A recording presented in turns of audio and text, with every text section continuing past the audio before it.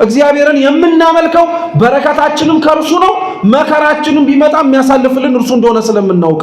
አብዛኛው ክርስቲያን ግን አኗኗራችንን ስትመለከቱት እግዚአብሔርን የምንጠጋው ልክ እንደ አሳማ ነው። አብዛኞቻችን ክርስቲያኖች ለዛ ነው አኗኗራችንን እግዚአብሔርን አብረነው ለመገኘት ምክንያታችን ምንድነው ሲባል ልባችን ላይ ያለ በጣም ብዙ ቋጠሮ ስላለብን እንዲፈታልን ነው እንጂ ቋጠሯችን ቢፈታ እንገኝ አንገኝ እርሱ መድኃኔዓለም ነው የሚያውቀው። በረከትህ እኮ ነው እሱ የኔ ቢጤው የምታበለው። አሁን ግን ዝክሮቻችንን ተመልከቷቸው። ላበላን የምናጠግብበት እኛ ጠግበን ለነበርንበት ዝክር መለካከያ መፎካከሪያ እርስ በርስ ትከሻችንን የምንመዛዘንበት ከሆነ ሰነበተ። እውነተኛ ድምተኞች ሆነው የሚጠሩት የኔ ቢጤዎች ትራፊውን ይበላሉ። ለምን? ክርስቲያኖች አስተውሉ።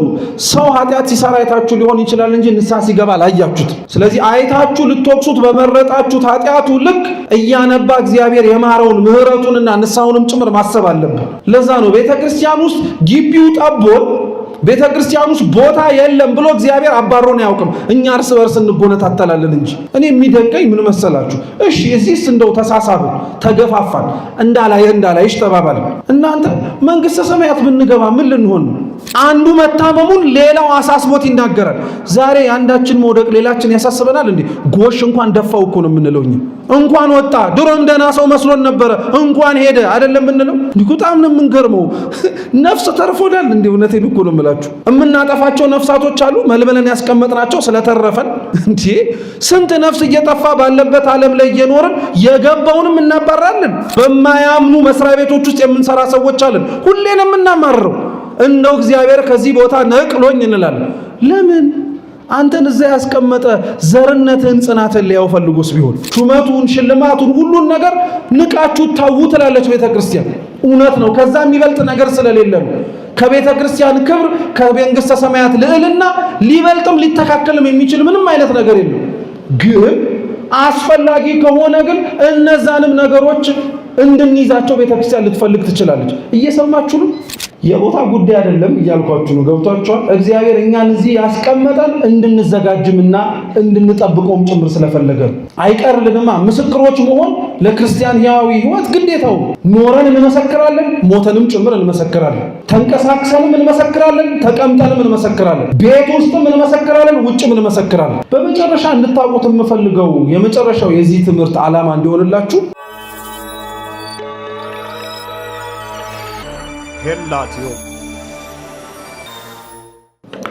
በስመ አብ ወወልድ ወመንፈስ ቅዱስ አሐዱ አምላክ አሜን። በስመ አብ ወወልድ ወመንፈስ ቅዱስ አሐዱ አምላክ አሜን። በስመ አብ ወወልድ ወመንፈስ ቅዱስ አሐዱ አምላክ አሜን። ለዛሬ እንደ እግዚአብሔር ቅዱስ ፈቃድ የምንማማርበት የመጽሐፍ ቅዱስ ክፍለ ምንባብ የሚሆነው የሐዋርያው የቅዱስ ማቴዎስ ወንጌል ምዕራፍ 13 ከቁጥር 1 እስከ 9 ያለውን ኃይለ ቃል ወይንም ትምህርት ይሆናል። አስቀድሜ መጽሐፍ ቅዱሱን ቃል በንባብ አሰማችሁና ከዛ በኋላ ወደ ትምህርታችን እንሄዳለን። እግዚአብሔር ከሁላችን ጋር ይሁን። በዚያን ቀን ኢየሱስ ከቤት ወጥቶ በባሕር አጠገብ ተቀመጠ። እርሱም በታንኳ ገብቶ እስኪቀመጥ ድረስ ብዙ ሰዎች ወደ እርሱ ተሰበሰቡ። ሕዝቡም ሁሉ በወደቡ ቆመው ነበር። በምሳሌም ብዙ ነገራቸው፣ እንዲህም አላቸው። እነሆ ዘሪ ሊዘራ ወጣ። እርሱም ሲዘራ አንዱን በመንገድ ዳር ወደቀ፣ ወፎችም መጥተው በሉት። ሌላውም ብዙ መሬት በሌለበት በጭንጫ ወደቀ፣ ጥልቅም መሬት ስላልነበረው ወዲያው በቀለ። ፀሐይ በወጣ ጊዜ ግን ጠወለገ፣ ስርም ስላልነበረው ደረቀ። ሌላውም በእሾህ መካከል ወደቀ፣ እሾህም ወጣና አነቀው። ሌላውም በመልካም መሬት ወደቀ፣ አንዱም 100 አንዱም 60 አንዱም 30 ፍሬ ሰጠ። የሚሰማ ጆሮ ያለው ይስማ ይላል። ስለ ቃሉ የአምላካችን የልዑል እግዚአብሔር ስም የተመሰገነ ይሁን። በዚህ የመጽሐፍ ቅዱስ ክፍለ ምንባብ መነሻነት በቅዱስ ማቴዎስ ወንጌል ምዕራፍ 13 ከቁጥር 1 እስከ 9 ባለው ኃይለ ቃል ወይንም ደግሞ ክፍለ ምንባብ እንማራለን። በድጋሚ እንዲያስተምረን እንዲመክረን የአምላካችን ቅዱስ ፈቃድ ይሁንልን። ቅዱስ ማቴዎስ፣ ቅዱስ ማርቆስ፣ ቅዱስ ሉቃስና ቅዱስ ዮሐንስ በሐዲስ ኪዳን ከጌታችን ከመድኃኒታችን ከኢየሱስ ክርስቶስ እግር ስር ቁጭ ብለው ከዋለበት ውለው ካደረበት አድረው የተማሩ የጌታችን ኢየሱስ ክርስቶስ ደቀ መዛሙርት ናቸው። እነዚህ አራት ቅዱሳን የጻፉልን መጽሐፍ ወንጌል እየተባለ ይጠራል። ወንጌል በቁሙ ትርጉሙ ደስ የሚያሰኝ ወይንም ደግሞ የምስራች ተብሎ ይጠራል። እነዚህ አራት ወንጌላት በዋነኝነት ዓላማና ጭብጣቸው የጌታችን የመድኃኒታችን ኢየሱስ ክርስቶስን በዚች ምድር በነበረበት ጊዜ ላይ ያስተማረውን የቃሉን ትምህርት፣ በእጆቹ የሰራቸውን ተአምራት፣ እንዲሁም ደግሞ ለድህነት ዓለም ሲል ራሱን ቤዛ አድርጎና መስዋዕት አድርጎ የሰጠውን የድህነትን ሥራ ለዓለም እንዲሁም ደግሞ ለትውልዱ መድረስ መትረፍ እንዲችል ጽፈው ያስቀመጡልን የወንጌል ጸሐፊያን ናቸው። ጌታችን ኢየሱስ ክርስቶስ ወንጌል እንዲጻፍ የተፈለገበት ወይንም ደግሞ እንዲጽፉም ደቀ መዛሙርቱን ያደረገበት በእያንዳንዳቸው የራሳቸው ምክንያት አላቸው። በጥቅሉ ግን ወንጌል ከመጻፉ በፊት የተኖረ መጽሐፍ ነው። ወንጌል መጽሐፍ ሆኖ እኛ ጋር ከመድረሱ በፊት ደቀ መዛሙርቱ በቃል የተማሩት ጌታችን ኢየሱስ ክርስቶስ ደግሞ ሆኖና አድርጎ ያሳያቸው የራሱ ታሪክ ነው። አምላካችን እነርሱን እንዲጽፉ እነርሱን ወንጌሉን ደግሞ ጽፈውም ለዓለምና ለትውልድ እንዲያደርሱ ለምን ማድረግ አስፈለገ ደግሞ ብለን እንጠይቃለን። ምክንያቱም እነርሱን ማስተማር የቻለ ቃሉን የመገባቸው አምላካችን ልዑል እግዚአብሔር እርሱ ራሱ ወንጌል ጽፎ እርሱ ራሱ የራሱን ታሪክ ጽፎ ለእኛ መስጠት ይችል ነበር። ነገር ግን ጌታችን ኢየሱስ ክርስቶስ ከዕርገቱ በኋላ እርሱ የራሱን ታሪክ መጻፍና ለእኛ መስጠት ሲችል ደቀ መዛሙርቱን እንዲጽፉትና ወንጌላውያኑ የእርሱን ታሪክ ለእኛ እንዲያደርሱን የፈለገበት ምክንያት ስላለው ነው። የመጀመሪያው ወንጌል በራሱ በጌታችን በኢየሱስ ክርስቶስ ሳይሆን በደቀ መዛሙርቱ እጅ እንዲጻፍ የተፈለገበት ምክንያት እግዚአብሔር መንፈስ ቅዱስ ስራው እንደማይቋረጥ እንድናውቅ ነው። እስኪ እግዚአብሔር በሉ። ስራው እንደማይቋረጥ እንድናውቅ ጌታችን ኢየሱስ ክርስቶስ ለደቀ መዛሙርቱ ብዙ ቃል ገብቶላቸዋል፣ ወይንም ደግሞ እንደሚያደርግላቸው አስቀድሞ ነግሯቸዋል። ከነዛ ከነገራቸው ጌታችን ኢየሱስ ክርስቶስ ለደቀ መዛሙርቱ ቃል ኪዳኖች መካከል አንዱ ምን መሰላችሁ ክርስቲያኖች? እስከ ዓለም ፍጻሜ ከእናንተ ጋር ነኝ የሚል ነው። እስከ ዓለም ፍጻሜ ከእናንተ ጋር ነኝ ብሎ ጌታችን ኢየሱስ ክርስቶስ ለተከተሉት ለደቀ መዛሙርቱ ነግሯቸዋል። አሁን ይህንን ቃል ለሚመለከተው ሰው እግዚአብሔር በባህሪው የማይሞት ዘላለማዊ እንደሆነ እናውቃለን። ቃሉን ስንሰማው ሊያስደነግጠን ወይ ደግሞ ምናልባት እንዴት ሊሆን ይችላል ብለን ልንጠይቅ የምንችለው የደቀ መዛሙርቱና የተማሪዎቹ ባህሪ ወይንም ደግሞ ተፈጥሮ ግን የሰው ነው። እግዚአብሔር ከሰው ጋር ለዘላለም መኖር ይችላል። ከዘላለምም አልፎ እስከ ፍጻሜው ዘመን ሊቆጠርለት በማይችለው አብሮ መዝለቅ ይችላል። ሰው ግን እንደ እግዚአብሔር አይደለም፣ ሊሆንም አይችልም። ዘመኑ የሚኖርበት ዕድሜ ያለበት ሁኔታ የተወሰነና የተገደበ ነው። እግዚአብሔር ከኛ ጋር ለዘላለም መሆን እየቻለ እኔ ከእናንተ ጋር ነኝ ብሎ ሲናገር ግን እነሱም አብረውት እንደሚሆኑ ተናግሯል። ምን ለማለት ተፈልጎ መሰላችሁ ክርስቲያኖች? እውነት ነው ሐዋርያት በእግራቸው ተመላልሰው ያስተማሩበት ዘመን አልፏል። አረፍተ ዘመን ገጥቷቸው አብዛኞቹ በሰማዕትነት ወንጌልን መስክረው ስለ ጌታችን ስለ ኢየሱስ ክርስቶስ ሲል ሕማምን ተቀብለው ያረፉ ናቸው። ከአንዱ ከቅዱስ ዮሐንስ ወንጌላዊ ውጪ 11ዱም ስለ ጌታችን ስለ ኢየሱስ ክርስቶስ ሲሉ ዋጋ የከፈሉ ደቀ መዛሙርት ተማሪዎች ናቸው። እነርሱን በሰውኛው አእምሮና አረዳድ ለተመለከታቸው ሕይወታቸው የተገታና ያቆመ ይመስላል። ለተመለከታቸው ሰዎች እነርሱ በመቃብር የቀሩ ሊመስል ይችላል። ነገር ግን ክርስቶስ እስከ ዓለም ፍጻሜ ከእናንተ ጋር ነኝ ሲል ቃሉን ለሰሙት ለሐዋርያት ብቻ ሳይሆን የሐዋርያትን ትምህርት ለእነርሱም ትምህርት አድርገው የሐዋርያትን እምነት ለእነርሱም እምነት አድርገው ሐዋርያት ሲፈጽሙት የነበሩትን ሥርዓተ አምልኮም ደግሞ ለእነሱ አድርገው ለሚኖሩት ሁሉ ለማለት ነው። ለዛ ነው ቤተ ክርስቲያን ውስጥ የምንኖር ሁላችን ሐዋርያዊት በሆነችው ቤተ መቅደስ ስለተሰበሰብን እግዚአብሔር ከኛ ጋርም ለዘላለም ነው ስንል ምን ለማለት ፈልገን ነው? ሐዋርያት የሚያስተምሩን ትምህርት አምነን ስለተቀበልን፣ ሐዋርያት የተቀበሉትን ክህነት እኛም አምነን ተቀብለን በዛ ክህነት መባረክ እንዲሁም ደግሞ በክህነቱ ምስጢራት ስለምንሳተፍ፣ ሶስተኛም ደግሞ ሐዋርያዊ ሥርዓተ አምልኮት ስላለን ቅዳሴ እነርሱ ከጌታ እግር ስር እንደተማሩት ሁሉ እኛም ያለንባት ቤተ መቅደስ እስካሁን ድረስ ጌታችን እስከሚመጣበትም ዘመን ድረስ ቅዳሴ የምትቀድስ ስለሆነች እስከ ዓለም ፍጻሜ ከእናንተ ጋር ነኝ ያለው ክርስቶስ ለደቀ መዛሙርቱ ብቻ ሳይሆን ክርስቲያኖች አምነን ለተሰበሰብን ለእኛም ጭምር ነው። ስለዚህ እግዚአብሔር መንፈስ ቅዱስ ከኛ ጋር ለዘላለም እንደሆነ የምናውቀው ደግሞ በምንድን ነው ቢባል በሥራው ነው። እግዚአብሔር መኖሩ የሚታወቀው ከኛ መካከልም አምላካችን አለ ብለን ስንናገር መኖሩን የምንመሰክረው በሥራው ነው።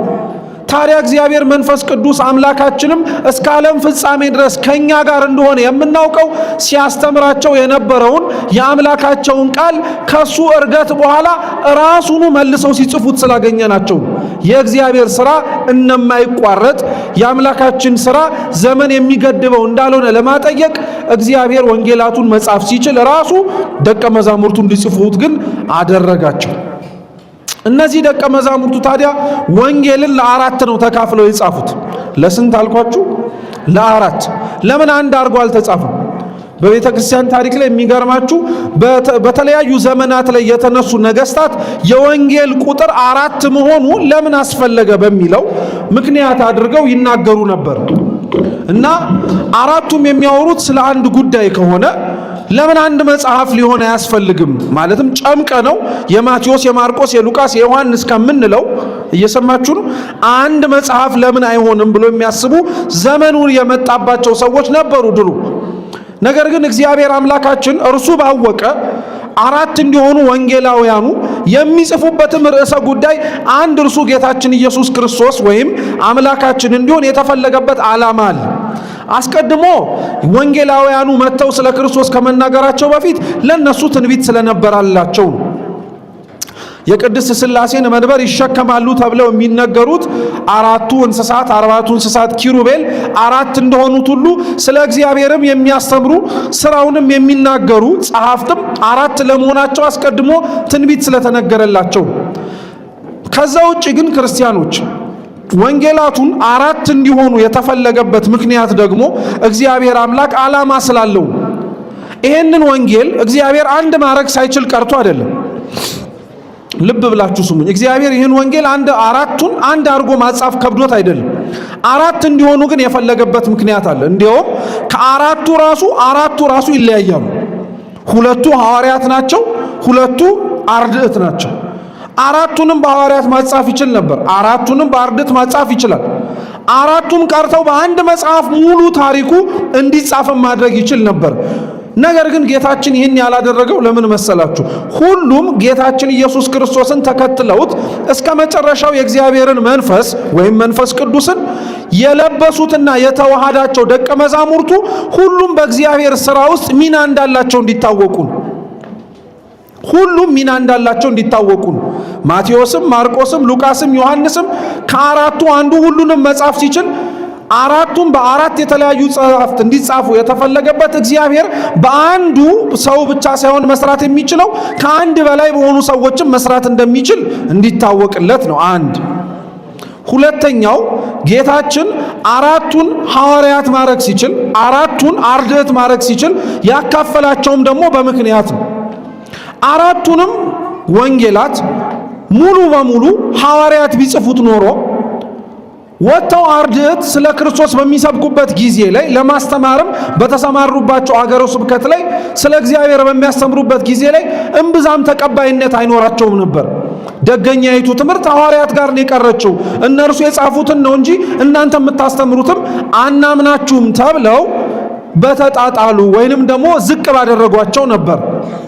በአንጻሩ ደግሞ አራቱንም አርድእት ያላደረጋቸው ደግሞ ምንድነው? ወንጌል ካለው ክብር የተነሳ ነው።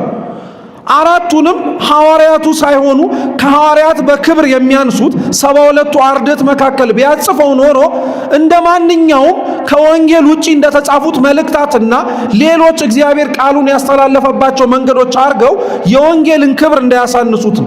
ቤተክርስቲያን ውስጥ ክርስቲያኖች ወንጌል ያለው ክብር ቀላል እንዳይመስላችሁ። ወንጌል መስማት፣ ወንጌል ማዳመጥ፣ ወንጌል መማር የእውቀትን ብርሃን ለማብራት ያለብንን የድንቁርና ጨለማ ለማራቅ ብቻ የሚደረግ አይደለም። ወንጌል ቤተክርስቲያን ውስጥ ሕይወትም ጭምር ነው። እንደ ወንጌል በቅዱሳት መጽሐፍቶቻችን በተለይ እንደ አራቱ ትልቅ ክብር ያለው መጽሐፍ የለም። ያ ማለት ሌሎቹን መጽሐፍ እያሳነስናቸው ሌሎቹ መጽሐፍ ውስጥ የእግዚአብሔር ሐሳብና የእግዚአብሔር ዓላማ የለም እያለን አይደለም። ነገር ግን እነዚህ አራቱ ከተጻፉበት ዓላማና ከሚያወሩት ርዕሰ ጉዳይ አንጻር ቤተክርስቲያናችን ትልቅና ከፍ ያለ ቦታ ትሰጣቸዋለች። እንዲሁም ቅዱስ ዮሐንስ አፈወርቅ ሲያስተምር ሙሉ መጽሐፍ ቅዱስ ማለት የሰው ራስ ነው ይላል። የማን ራስ? የሰው ራስ ነው። ከሰው በጣም አስፈላጊው ነገር ጭንቅላቱ ነው? ልቡ ነው? ቶሎ ብለው መልሱ። ለሰው በጣም የሚያስፈልገው ጭንቅላቱ ነው? ልቡ ነው? ልቡ ነው። ስለዚህ ጭንቅላት ኖሮት ያለ ልብ የሚኖር ሰው ታውቃላችሁ ማለት ነው። እሺ፣ ለሰው የሚያስፈልገው ልብ ነው? ጭንቅላት ነው? ጭንቅላት መልሱ እንጂ ሁለቱም ነው የሚያስፈልገው። ልብ ኖሮት ያለ ጭንቅላት የሚኖር ሰው አናውቅም። ጭንቅላት ኖሮት ያለ ልብም የሚኖር ሰው አናውቅም። ሁለቱም አስፈላጊ ናቸው። ቅዱስ ዮሐንስ አፈወርቅ ደቀ መዛሙርቱን ወይንም ደግሞ ወንጌላትን የጻፉትን አራቱን ወንጌላውያን በጭንቅላት ወይንም ደግሞ በራስ ነው የሚመስላቸው፣ ልብ ክርስቶስ ስለሆነ እና ዮሐንስ አፈወርቅ ምን ይላል? መጽሐፍ ቅዱስ በሙሉ የሰው ራስ ነው ይላል። ወንጌል ማለት ደግሞ በራሱ ላይ የተደፋበት ዘውድ ነው ይላል። ማንኛውም ጭንቅላት ከሌላው ጭንቅላት ተለይቶ ይሄ የንጉሥ ጭንቅላት ነው የሚያስብለው ጭንቅላቱ ላይ ምን ሲጫንበት ነው? ዘውድ ሲጫንበት ነው። የመጽሐፍ ቅዱስን በሙሉ ክብራቸው፣ ዘውዳቸው፣ አክሊላቸው ወንጌላት ናቸው እና ክርስቲያኖች ለዛ ነው ወንጌልን ከመስማት ወንጌልን ከማዳመጥ እንዲታክቱ አይፈለግም። ግን ክርስቲያኖች አደራ እንዳንረሳ ደግሞ ወንጌል የሚሰማ መጽሐፍ ብቻ አይደለም የሚኖርም ጭምር ነው። እስኪ ወንጌል በሉ። የሚሰማ ብቻ ሳይሆን የሚኖርም ጭምር ነው። ወንጌል የሚኖር መጽሐፍ ነው ክርስቲያኖች። ጌታችን ኢየሱስ ክርስቶስ እንዳልኳችሁ ያስተማረው የሚሰማ ጆሮ ቢኖር እንዲያደምጠው ብቻ ሳይሆን ከሰማውም በኋላ እንዲኖረውም ጭምር ነው። አብዛኞቻችን ግን አኗኗራችንን ስታዩት በሕይወታችን ውስጥ የሰማነውን ወንጌል ስለማንኖረው የተሰበከልንንም ስብከት እኛ ላይ ሕይወት ዘርቶ ስለማንመለከተው አብዛኞቻችንን ለሚያየን ከውጭም ሆኖ ለሚመለከተን እርስ በርስም ስንተያይ እርስ በርስ እንኳን ተያይተን የውጭም ሰው አይቶን እነዚህ አኗኗራቸው እንደ ወንጌል ነው አይለን። እና አብዛኞቻችን ወንጌል ጭንቅላታችን ላይ ቀርቷል፣ ልባችን ላይ ገብቶ ለመኖር በሩን አልከፈትንለትም። እግዚአብሔር የልባችንን በር እንዲከፍትልን መልካም ፈቃዱ ይሁንልን። እምንሰማው ብቻ ስላልሆነ ነው ክርስቲያኖች። ቃለ እግዚአብሔር የሚሰማ ብቻ አይደለም የሚኖርም ጭምር ነው። እና ለዛ ነው ጌታችን ኢየሱስ ክርስቶስ ሰው ሆኖ በተመላለሰበት ጊዜ ላይ ከ30 ዓመቱ ልክ ተጠምቆ ገዳመ ቆሮንቶስ ገብቶ 40 መዓልት 40 ሌሊት ጾሞ ጸልዮ ከወጣ በኋላ የመጀመሪያ ስራው ያደረገው ምን እንደሆነ ታውቃላችሁ? ደቀ መዛሙርቱን መርጦ ማስተማር መጀመር ነው። ደቀ መዛሙርቱን መርጦ ማስተማር መጀመር ነው። ወንጌልን እንዲያውም ስታነቡት አብዛኞቹ ክርስቶስ አምላካችን ከ30 ዓመቱ በፊት ካለው ታሪክ ይልቅ ከ30 ዘመኑ በኋላ ያለውን እስከሚሰቀል ታሪኩ ላይ በጣም ትኩረት ያደርጋሉ። ጌታችን በጣም አድርጎ ተሰቅሎ ተላልፎ እስከሚሰጥባት ምሽት ድረስ ለእያንዳንዷ ነፍስ ለሚያስተምራት ደክሞባታል። ለዛ ነው የጌታችን ኢየሱስ ክርስቶስ ትምህርት ወንጌል ላይ በጣም በስፋት አለ። በጣም በስፋት ቅዱስ ማቴዎስ ከነዚህ ጌታችን ኢየሱስ ክርስቶስ ካስተማራቸው ትምህርቶች መካከል ነው አንዱን መርጦ እኛ ለመማሪያ ርዕስ አድርገን የመረጥነውን የጻፈልንና ያስተላለፈልን። ምን አለ ቅዱስ ዮሐንስ ቅዱስ ማቴዎስ የማቴዎስ ወንጌል ምዕራፍ 13 ቁጥር 1 ላይ ሲጀምር እንዲህ ብሎ ነው የጀመረው። ጌታችን አምላካችን ኢየሱስ ክርስቶስን የሚሰማው ብዙ ሕዝብ ነበር አለ። እስኪ የሚሰማው በሉ ብዙ ሕዝብ ነበር። እርሱን ለመስማት ተሰብስበው ነበር። በጣም ብዙ ሕዝብ ነው የሚሰበሰበው። ክርስቶስን ለመስማት ለምንድን ነው ያ ሁሉ ሕዝብ የሚሰበሰበው? እንኳን ለመስማት ቀርቶ ለምንድን ነው ራሱ አብረውት የሚሆኑት? ምክንያቱም ከእግዚአብሔር ጋር መኖር አብሮ ከጌታችን ከኢየሱስ ክርስቶስ ጋር መሆን ለሁሉም ቀላል ጉዳይ አይደለም። አንዳንዱ ከክርስቶስ ጋር በመኖራቸው የተፈረደባቸው አሉ። ሌሎች ከክርስቶስ ጋር አብረው በመታየታቸው አላዋቂዎች ተብሎ የተፈረጁ አሉ። ከክርስቶስ ጋር አብረው በመኖራቸው ቀርቶ እርሱ ያረጋላቸውን እንኳን በመመስከራቸው የተገለሉም ጭምራሉ። ታስታውሱ ከሆነ የዮሐንስ ወንጌል ምዕራፍ 9 ላይ ከእናቱ ማህፀን ጀምሮ ልሙጥ ግንባር የነበረው ዓይን የሌለው ሰው ነበር እና ጌታችን ኢየሱስ ክርስቶስ ምራቁን ጢቅ ብሎ ከመሬት ላይ ጭቃ አብኩቶ የዓይን ምልክት አደረገለት። ሂድና በሰሊሆም መጠመቂያ ታጥበህና አለው። ታጥቦ ሲመጣ ዓይኑ በራለት ወዲያው እና ዓይኑን እንዳበራለት ጌታችን ኢየሱስ ክርስቶስ የመሰከረበት ቦታ ላይ የሰሙት ምስክርነቱን ፈሪሳውያን ከዛ ከመሰከረበት ቦታ ላይ እንዲወጣ ነው ያደረጉት። ስለዚህ ክርስቶስ ጋር አብሮ መሰብሰብ እንዲሁ ቀላል እንዳይመስላችሁ ክርስቲያኖች። ስንሰማው ተሰበሰቡ ሲባል በጣም ቀላል እንዳይመስላችሁ። ከእግዚአብሔር ጋር መሆን፣ ከአምላክ ጋር አብሮ ለመኖር መወሰን ከደስታው ውጪ አብሮ የሚመጣውም ሐዘንም ጭምራል። ከምናገኘው በረከት ጋር አብሮ ደግሞ ሊመጣ የሚችልም ደግሞ መከራና ጉስቁልናም ይኖራል። እግዚአብሔርን የተከተልነው ሁላችንም የልቡናችንን መሻት በሙሉ ያለምንም ማወላወል ስለሚፈጽምልንና እሺ ስለሚለን አይደለም። እግዚአብሔርን የምናመልከው በረከታችንም ከእርሱ ነው፣ መከራችንም ቢመጣ የሚያሳልፍልን እርሱ እንደሆነ ስለምናውቅ። አብዛኛው ክርስቲያን ግን አኗኗራችንን ስትመለከቱት እግዚአብሔርን የምንጠጋው ልክ እንደ አሳማ ነው። አሳማ ምን አይነት ጠባይ ያለው መሰላችሁ? ባለቤቱን የሚጠጋው ሲርበው ብቻ ነው።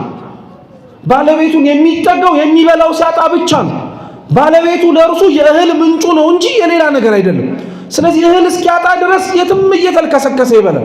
ልክ እህል ያጣ ጊዜ ላይ ግን ታማኝ እንደነበረ አብሮ እንደዋለ እንዳደረ ዓይኑን በጨዋታ ወይ አሳማ መጥቶ እህል ስጠኝ ይላል። አብዛኞቻችን ክርስቲያኖች ለዛ ነው አኗኗራችንን እግዚአብሔርን አብረነው ለመገኘት ምክንያታችን ምንድነው ሲባል ልባችን ላይ ያለ በጣም ብዙ ቋጠሮ ስላለብን እንዲፈታልን ነው እንጂ ቋጠሯችን ቢፈታ እንገኝ አንገኝ እርሱ መድኃኔዓለም ነው የሚያውቀው። ቤተ ክርስቲያን ውስጥ ክርስቲያኖች እባካችሁ ጸሎት ስንጸልይ ልመና ለእግዚአብሔር ስናቀርብ ልብ ብላችሁ አዳምጡኝ። ክርስቲያኖች ጸሎት የሚጸልዩት ለጸሎታቸው መልስ ለማግኘት ብቻ አይደለም። ክርስቲያኖች ጸሎትን የሚጸልዩት ከእግዚአብሔርም ጋር አብሮ ለመሆን ነው። ማን ግን ጸሎት ከእግዚአብሔር ጋር አብሮ ለመሆን የሚጸልየው እንደሆነ ተረድቶ ልመናው ይቅርብኝ የሚል አለ? በጎ መሻቱ በሙሉ ይቅርብኝና ከእርሱ ጋር መሆንን ብቻ መርጣለሁ የሚል ሰው አለ?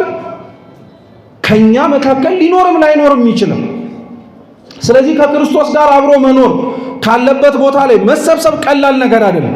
ለዛ ነው ቅዱስ ማቴዎስ ወንጌል ምዕራፍ 5 ጌታችን ኢየሱስ ክርስቶስ ያስተምርበት ከነበረበት ቦታ ላይ ይገኙ የነበሩ ሰዎች ለምን ምክንያት እንደተገኙ ይናገራል።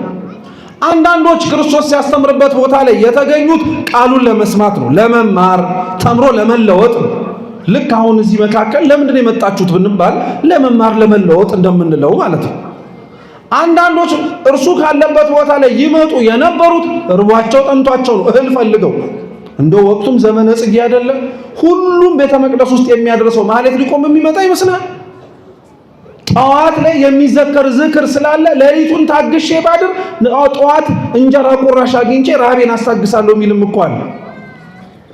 ረሃቡን ጥሙ አስቸግሮት የሚመጣም ሰው አለ። ለዛ ነው በነገራችን ላይ አንዳንድ አብያተ ክርስቲያናት አይታችሁ ከሆነ በተለይ የድሮ አብያተ ክርስቲያናት ዝክር የሚዘከረው ቤት ውስጥ አይደለም፣ ቤተ ክርስቲያን ውስጥ ነው ዝክር የሚዘከረው። ጽዋ ራሱ ያለው ታውቃላችሁ። የድሮ አብያተ ክርስቲያናት ጽዋው ሙዳዩ የሚጠጡበትም ጽዋም ጨምሮ ቤተ መቅደስ ውስጥ ቤተ ክርስቲያን ቅጥር ውስጥ ነው ያሉት፣ ሁለተኛው ክፍል ላይ ማለት ነው። የድሮ ቤተ ክርስቲያኖች አይታችሁ ከሆነ 3 ቅጥር ነው ያላቸው። ውጨኛ አጥር አለ። ስትገቡ ሁለተኛ በ40 ክንድ ርቀት እንዲቆሙ የሚታዘዙ እህቶቻችን አሊያም ደግሞ በተለያየ ምክንያት ወንዶችም ጭምር ወደ ቤተ መቅደስ መግባት የማይችሉት የሚቆሙበት ስፍራ አለ። ከዛ ሶስተኛው ደግሞ አለ ቤተ ክርስቲያኑ ያለበት ማለት ነው። እየሰማችሁኝ ነው? ዝክር ጽዋ የሚደረግበት ቦታ አለ ቤተ ክርስቲያን ውስጥ እና ልብ ብላችሁ ስሙ።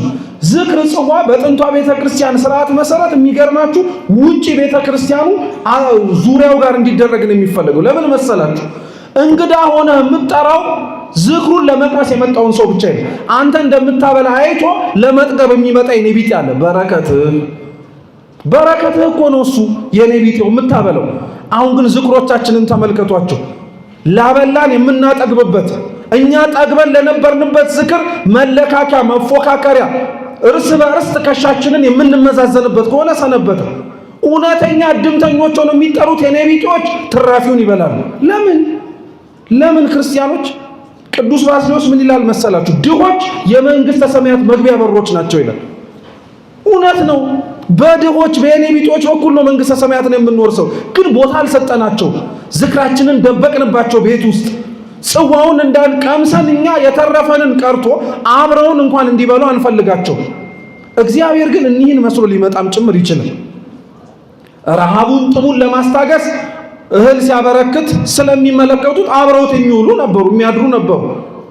አንዳንዶች ከሚያስተምርበት ቦታ ላይ ደግሞ ይገኙ የነበሩት ውበት ደምግባቱን አይተው ጌታችን ያምራል፣ ደምግባቱ አምሳያም የለውም፣ ምንም ሊወዳደረው የሚችል የለም፣ እርሱን ፊቱን ለማየት መልኩን ለማየት ይመጡ ነበር። ዛሬም በነገራችን ላይ ውጫዊ የሆነው የቤተ ክርስቲያን ውበት ማርኳቸው የሚመጡ ሰዎች እኮ አሉ። ውስጡ ምን ይኑር ምን አይኑር ምንም የምናውቀው ነገር የለንም ይላሉ።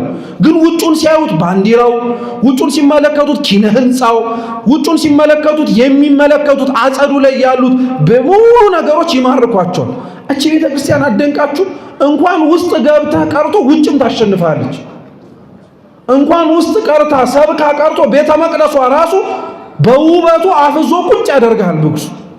እንዲህ አይነት ቤተ ክርስቲያን ውስጥ ነው ያለነው እኛ። በውበቱ የሚመጡለት ነበሩ። አንዳንዶች ደግሞ ይመጡ የነበሩት ተአምር ፈልገው፣ የሚበላው ይበላል፣ የሚጠጣው ይጠጣል። ሌላው ግን የልቡ ቋጠሮ አለ በደንብ እንዲፈታለት የሚፈልገው ተአምር ፈልጎ የሚመጣ ነበር። ክርስቶስ የሚገርማቸው እነሱንም ራሱ ይቀበል ነበር። አምስተኞቹ ደግሞ ይመጡ የነበሩት ለክስም ምን ይሉ ይሆን? ምን ይል ይሆን? ምን ያወራ ይሆን?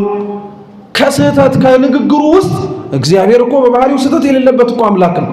እነርሱ ግን ስሁት በሆነው አረዳዳቸው ሲናገር ስህተት ልናገኝበት እንችላለን ብለው ስህተትን ለመፈለግ የሚመጡም ነበሩ። አሁን ይህን ያነሳውላችሁ ለምን መሰላችሁ? ክርስቶስ አምላካችን እነዚህን ሁሉ ሕዝብ ሰብስቦ ሲያስተምር እውነት ቃሉን ሰምቶ ሊለወጥ የሚችለው ማን እንደሆነ ያውቃል አያውቅም? መልሱ እንጂ። ያውቃል፣ ጠንቅቆ ያውቃል። ማን ተምሮ ማን ለውጥ እንደሚያመጣ ያውቃል። ግን አይደንቃችሁ? ተምረን ለውጥ እንደማናመጣ ሰምተነው የምንፈልገውን አግኝተን እርሱ ሊሰጠን የሚያስፈልገንን እጁን ሲዘረጋ እምቢ እንደምንለው እያወቀ ለምን እኛን ይነግረናል ታዲያ? እግዚአብሔር እንዲህ አይነት አምላክ እኮ ነው። እንደማንሰማው እያወቀ ጆሮ እንደማንሰጠው እየተመለከተ አሁንም ይናገራል፣ አሁንም ያወራል። ምናልባት ትላንትና ጆሮ አለመስጠታችንን የምናውቀው ዛሬ የሚነገረው ደግሞ ልባቸውን ይሰብራል ብሎ ይናገር። ስለዚህ ክርስቶስ ጋር ማንም የሚናቀና ማንም የሚጠላ ነፍስ የለም። ሁሉም እንዲሰበሰቡ ይፈቀድላቸዋል። ዛሬ ያለንባት ቤተክርስቲያን ውስጥ እኮ በሯን ቤተክርስቲያን ለሁሉን የከፈተችው እርሷ ቤተክርስቲያን በሩን ከፍታ የተሰበሰብን እኛ እኮ ነን በሩን ለመዝጋት የምንሯሯጠው። እማንፈልገው ሰው ሲገባ እናባራለን። የማይመቸንን ሰው ስናየው ለምን መጣ እንላለን። ደስ የማይሰኝበትን ስራ ያደረገውን ሰው በንስሐ ታጥቦ ሲመጣ ትላንትና እንዲያድርጎ እንላለን። ክርስቲያኖች አስተውሉ። ሰው ኃጢአት ሲሰራ አይታችሁ ሊሆን ይችላል እንጂ ንስሐ ሲገባ አላያችሁት። ስለዚህ አይታችሁ ልትወቅሱት በመረጣችሁት ኃጢአቱ ልክ እያነባ እግዚአብሔር የማረውን ምሕረቱንና ንስሐውንም ጭምር ማሰብ አለብን። ለዛ ነው ቤተክርስቲያን ውስጥ ግቢው ጠቦን ቤተክርስቲያን ውስጥ ቦታ የለም ብሎ እግዚአብሔር አባሮን አያውቅም። እኛ እርስ በርስ እንጎነታተላለን እንጂ። እኔ የሚደንቀኝ ምን መሰላችሁ? እሺ እዚህስ እንደው ተሳሳብን፣ ተገፋፋን፣ እንዳላይሽ ተባባልን። እናንተ መንግስተ ሰማያት ብንገባ ምን ልንሆን ነው? የሚደብርህን ሰው ብታገኘው ሲኦል ልወርድ ነው ልትል ነው ወይስ እሱ ይወረድልኝ ልትል ነው? በጣም እኮ ነው የምንገርመው በእውነት። እርስ በርሳችን ሊኖረን የሚገባው ቤተክርስቲያን እዚህ እኮ ሁኑት የምትለን ነገር በሰማያትም የሚቀጥል ህይወት እንደሆነ መዘንጋት የለብን። ስለዚህ ክርስቶስ ብዙ ሰዎች ሲሰበሰቡ አብረው ከተሰበሰቡበት ቦታ ላይ አብሯቸው ተቀምጦ ነበር፣ ያስተምራቸው ነበር፣ ይሰሙትም ነበር።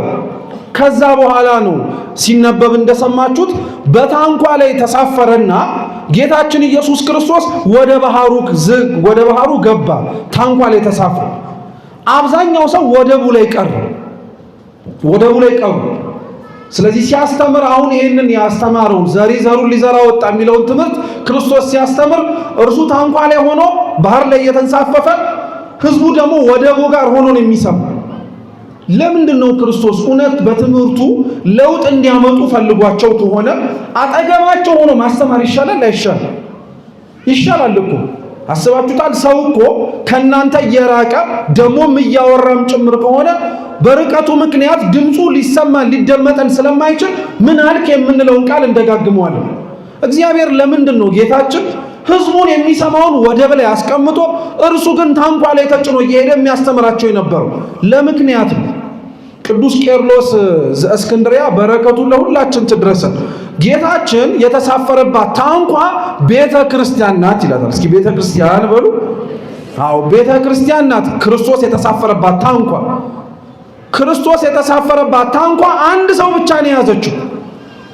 ክርስቶስ የመሰረታትን ቤተ ክርስቲያን ስንት እንደሆነች ብቻ እንድታውቁት ነው። አንዲት ናት ብላችሁ እንድታምኑት ነው። አንዲት ናት፣ ሌላ አይደለም። ሁለተኛው ክርስቶስ የተሳፈረባት ታንኳ የቤተ ክርስቲያን ምሳሌ ናት። አሁንም እርሱ ብቻ ነው የቆመባት። ለምን? ምን ችግር አለው? መርከብ ላይ እኮ እርሱ ተሳፍሮ ሌሎቹንም አሳፍሮ መሄድ ይችል ነበረ።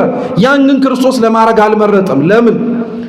ክርስቶስ ቆሞባት ሲያስተምርባት የተመለከቷት ያቺ ታንኳ ቤተ ክርስቲያን ናት። በቤተ ክርስቲያን ውስጥ ቆሞ የሚያስተምረው በካህኑ ስልጣን ላይ አድሮ ኑዛዜውን የሚቀበለው ስርየትን የሚሰጠው በቤተ ክርስቲያን ውስጥ ያሉ ምስጢራትን በሙሉ የሚፈጽመው እርሱና እርሱ ብቻ እንደሆነ እንድናውቀው። አንዳንዶቻችን በስጋዊ አመለካከትና ሐሳብ መረዳትም ጭምር የምናያቸው አገልጋዮች ሰዎች ስለሆኑ አገልጋዮቹ እነሱ ብቻ ይመስሉናል። ግን አይደለም። ክርስቲያኖች በምናየውና በሚፈጸመው የቤተ ክርስቲያን ምስጢራት ውስጥ የምትመለከቱትና የምታዩት ሰው ሁሉ ሊሆን ይችላል። ነገር ግን ከምንመለከታቸው ሰዎች ልናየው በማንችለው ረቂቅ በሆነው ምስጢር አብሮ ምስጢሩን የሚባርከው አብሮ የምንቀበለውን ቅዱስ ሥጋና ክቡር ደምም የሚሰጠንንም ኑዛዜንም ጭምር ይፍታ ብሎ የሚያሰናብተን በማን ቃል ነው? በእግዚአብሔር ቃል ነው። የትኛውም ቄስ የትኛውም ካህን መጥቶ ለሚያሳልመው ክርስቲያን ወይም መጥቶ ለመሳለም ለሚመጣ አንዲት ነፍስ ማን ይፍታን የሚል እርሱ ነዋ። ብቸኛው መፍታትም ማሰርም የሚችል ስልጣን ያለው ማን ነው? እርሱ እግዚአብሔር ብቻ ነው። ተመልከቱ፣ እርሱ ብቻ አይደለም። ቅዱስ ሥጋውን ክቡር ደሙን ለመቀበል ቤተ መቅደስ ቤተ ክርስቲያን ስንገባ ካህኑ በሥርዓተ ቅዳሴ የሚጸልያቸውን ጸሎቶች ልብ ብላችሁ ስሙት። አንጻ፣ ባርክ፣ ምረት፣ ቀድስ ነው የሚለው። ያንን ኃላፊነት የማን ስለሆነ ነው? የእግዚአብሔር እኮ ስለሆነ ነው። አንጽቻለሁ፣ መርጫለሁ፣ ቀድሻለሁ አይልም። በእርሱ ላይ አድሮ ምስጢራቱን የሚፈጽመው ማን እንደሆነ ስለሚያምን እግዚአብሔር። ክርስቶስ የተሳፈረባት ታንኳ ማለት እሷ ናት። ክርስቶስ የተሳፈረባት ታንኳ ማለት እቺ ናት። ህዝቡ ግን ወደቡ ዳር ቆሞ ይሰማው ነበረ የሚለውን ደግሞ ቅዱስ ቄርሎስ አሁንም ይተረጉማል። ምን ይላል? ያቺ ታንኳ ቤተ ክርስቲያን ብቻ አይደለችም ይላል። ያቺ ታንኳ የሰውም ሰውነት ናት፣ ነፍስ ናት ይላል። እና ቅዱስ ቄርሎስ ምን ይላል መሰላችሁ? ታንኳይቱ መሸከም የምትችለው አንድ ሰው ብቻ እንደሆነ ሁሉ እየሰማችሁ ነው። የእናንተም ሰውነት ሊመራና መሪም ሆኖ ሊሸከመው የሚችለው ማንን ብቻ እንደሆነ እንድታውቁት ነው። እግዚአብሔርን። እስኪ እግዚአብሔር በሉ፣ ሰውነቴን በሉ። የሚመራው ማን ነው? እግዚአብሔር ነው። ታንኳይቱ መሸከም የምትችለው አንድ እንደሆነ ሁሉ የኔና የእናንተም ሰውነት ሲገዝፍና ሲሰፋ ስትወፍር ብዙ የሚሸከም እንዳይመስል። የሚሸከመው ማንም ብቻ ነው? አንዱን እግዚአብሔርን ብቻ ነው። ግን ስትመለከቱት አኗኗራችንን፣ ህይወታችንን የኛ ሰውነት ምን ያልተሸከመው ነገር አለ? እግዚአብሔርንም ተሸክሟል። አልፎ አልፎ ሰይጣንንም ይሸከማል፣ ኃጢአትም ይሸከማል፣ ጽድቅም ይሸከማል፣ ኩነኔውንም ይሸከማል። የኛ ሰውነት ለእግዚአብሔር ማረፊያ ተብሎ ተዘጋጅቶ ብዙ ነገሮች የተከናወኑበት ብዙዎችን የተሸከመ ነው። ህይወት ከበደኝ የምንለው በነገራችን ላይ ለዚህ ነው። ሊያቀልልን ከሚችለው ከእግዚአብሔር ውጪ የተሸከምናቸው ብዙ ኮተቶች ስላሉብን እነዛን ካላራገፍን በቀር ክርስቲያኖች መቼም ሊቀልልን አይችልም ህይወታችን። እንዲሁ የቀለለ እየመሰለን ይበልጥ እየከበደ ይመጣል እንጂ እግዚአብሔር አምላካችን ለዛ ነው ታንኳው ላይ ቆመና ከዛ በኋላ ለነሱ ማስተማር ጀመረ። እነሱም ወደቡ ላይ ሆነው ያዳምጡት ነበር። ለምን ወደቡ ላይ ቀሩ? ለምን ወደቡ ላይ ቀሩ? ቃሉ ከሩቅ ሆኖ ሲሰማ እንደማይሰማቸው ይበልጥ በደንብ ቅርበት ቢኖር ሊያዳምጡት እንደሚችሉ እኮ ማስተዋል አያቅትም። እንደው ከእርሱ ጋር እሺ ታንኳው ላይ መሳፈር ቢያቅታቸው ዙሪያ ላይ መርከብ እንኳን ይዘው ወይ ታንኳ ፈልገው እንኳን አይሄዱም። እየሰማችሁ አይሄዱም። ምን ችግር አለበት? የክርስቶስ ፍቅር እኮ የእግዚአብሔርን ቃል ከልቡ ለሚሰማው ሰው እኮ ምንም ነገር ሊገድበው እንደማይችል ታውቃላችሁ። ታስታውሱ ከሆነ ጌታችን ኢየሱስ ክርስቶስ ደቀ መዛሙርቱን እህል አበርክቶ ከበላ በኋላ ባለበት ቦታ ላይ ተቀመጠና እናንተ ወደዚያ በማዶ ተሻግራችሁ ጠብቁኛል። 12ቱም በአንድ በሚሸከማቸው መርከብ ላይ ተቀምጠው እየቀዘፉ ሲሄዱ ጌታችን ኢየሱስ ክርስቶስ ባህሩ ላይ እየተራመደ መጣ። አሁን ታንኳ ላይ ተሳንፈፈ ስል ነው የሰማነው። በአንጻሩ ደግሞ በሌላ ቦታ ላይ እርሱ ባህሩ ላይ እየተራመደ እነርሱ ደግሞ ጀልባ ላይ ተቀምጠው ነበር፣ መርከብ ላይ። ፈሩ፣ ደነገጡ። የሚመጣባቸውን ነፋስና አውሎውን ሲመለከቱ በጣም ተሸበሩ። ከነሱ መካከል ከሩቅ ሆኖ ሲመጣ ያዩት ደቀ መዛሙርቱ እግዚአብሔር ነው ጌታ እኮ ነው ሲሉ ጴጥሮስ ምንድን ነበር ያደረገው? ወርዶ ከጀልባው ላይ ባህሩ ላይ እየረገጠ አልሄደም፣ ሄዷል። አዎ ፍቅር ያስጨክናል ክርስቲያኖች፣ አያችሁት?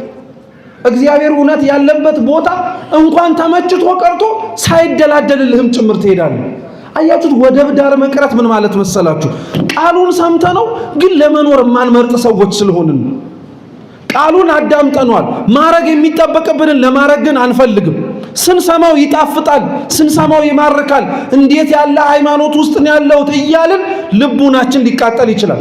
ፈጽሙት ብንባል ግን ወደቡ ዳር ነው የምንቆመው። አይ ውሃው ያረጥበኛል እንላለን። ከመጀመሮስ ነው ሰው ውሃ ላይ መራመድ የጀመረው ብለን እናገራለን። አመክንዮአችን ይመጣል፣ መረዳታችን፣ ዕውቀታችን፣ ስጋዊ አስተሳሰባችን በሙሉ ይመጣል። ክርስቶስን ግን የእውነት በነፍሱ የሚወደው የእውነት የሚፈልገው ሰው ግን ካለ እርሱ ካለባት ታንኳ ላይ ለመድረስ የሚመጣበትን ነገር በሙሉ ለመቀበል የወደደ ነው። አያችሁት ክርስቲያኖች፣ ቅድስና ያላቸው አባትና እናቶቻችን ከኛ የሚለዩት በዚህ ነው። ታንኳው ላይ ሩቅ ሆኖ ድምፁን ይሰሙት የነበሩትን አምላካቸውን ቀርበው ከእርሱ ጋር አብረው ለመሆን ስለሚናፍቁ ምንም አይነት ነገር አይከለክላቸው። ባህር የተባለው በእነሱና በክርስቶስ መካከል እኮ ያለው መከራ እኮ ነው። መከራ ጭንቅ እኮ ነው። ከእግዚአብሔር ጋር ላያገናኛቸው የሚችለው ነገር እንዲያው ወደ እግዚአብሔር ለመሮጫ ምክንያት ይሆናቸዋል። ነው በጣም ነው የሚገርማችሁ። በዘመነ ሐዋርያን አበው ቅዱስ አግናጢዮስ ምንጥው ለአንበሳ የሚባል አባት አለ። በረከቱ ለሁላችን ትድረስን። ቅዱስ ዮሐንስ ወንጌላዊ ያስተማረው የራሱ ተማሪ ነው እና ይህ አባት በሕይወቱ መጨረሻ ጊዜ ላይ እንዲሞትና ለራሱንም ጭምር ሕይወቱ እንድታልፍ የተፈረደበት በጥንቷ ከተሞች ላይ ይታዩ የነበሩ የአራዊት ትርኢቶች ነበሩ። ልክ ትላልቅ ስታዲየሞች ይሰሩና መሃል ላይ ሰዎቹን አስቀምጠው በተለያየ አቅጣጫ አራዊት ይለቃሉ። አራዊቱ ቦጫጭቀው ሲበሏቸው ነገስታቱ ደስ እያላቸው ይዝናናሉ። እንኳን በላው እያሉ ይናገራሉ። እና አግናጢዮስ ምንጥው ለአንበሳ አባታችን እንዲህ አይነቱ ፍርድ ተላልፎበት ነበር እና ምዕመናን በጣም ይወዱት ነበር። በጣም አድርገው ለልባቸው ቅርብ ነበር። እንዴት ያለ መታደል ነው እውነት ምዕመናን የሚወዱት ካህን። በጣም እኮ ነው የሚያሳዝነው። አሁን ያለንበት ጊዜ ላይ ሁላችንም ክህነቱን እንዴት አድርገን እንዳቀለል ነው። እውነቴን ነው የምላችሁ። ካህናትን መጥላት፣ ማብጠልጠል፣ ማዋረድ፣ መናገር ጽድቅ መስሎናል። ለቤተ ክርስቲያን ጠበቃ ሆኖ ለራሷ የተገተሩላት ይመስላል። እንዳንሸወድ ክርስቲያኖች፣ እውነቴን ነው የምላችሁ።